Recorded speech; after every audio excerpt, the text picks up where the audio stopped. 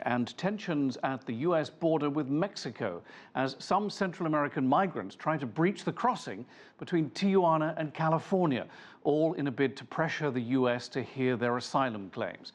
Let's go to CGTN's Al Baverstock, who joins us on the phone. Al, we're hearing tear gas has been fired.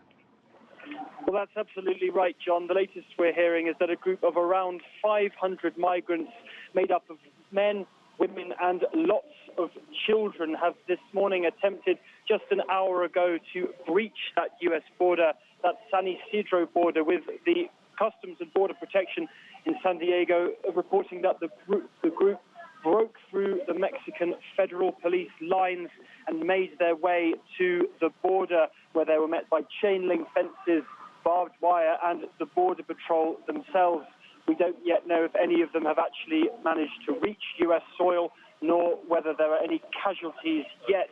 But as you mentioned, the border at San Isidro, the world's busiest border crossing, more than 200,000 crossings per day, has now been closed. Now, this is thought to be a reaction to the possible policy that Donald Trump has espoused, talking about migrants having to wait in Mexico while the U.S.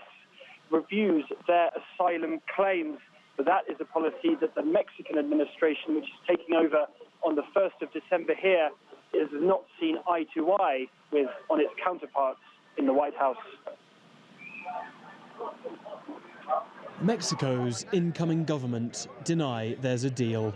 On Saturday, the Washington Post reported Mexico has agreed to host migrants until US courts rule on their applications for asylum. The Post article quoted Olga Sanchez Cordero, the country's new interior minister, saying, "For now, we have agreed to this policy of remain in Mexico." She later stated, "There is no agreement of any sort between the incoming Mexican government and the US government." In Tijuana, where more than 5,000 migrants have descended on the city, federal migration officials are looking for solutions. If the migrants aren't given asylum status, they will have to return here, which is why we need infrastructure to receive them, in order to ensure a conflict like this doesn't occur again, that there are places they can go where they don't overwhelm local towns, and where they can be integrated into economic activities. Trump's policy would keep asylum seekers waiting at the border indefinitely, an idea that has been criticized on both sides of the border. So when the Trump administration takes the position of we can just reject everybody at the border, that is illegal, it's unconstitutional, and it's just plain wrong.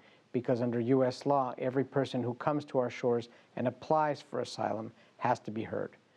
Many migrants say they don't want to stay in Mexico, and returning to Central America, they say, isn't an option.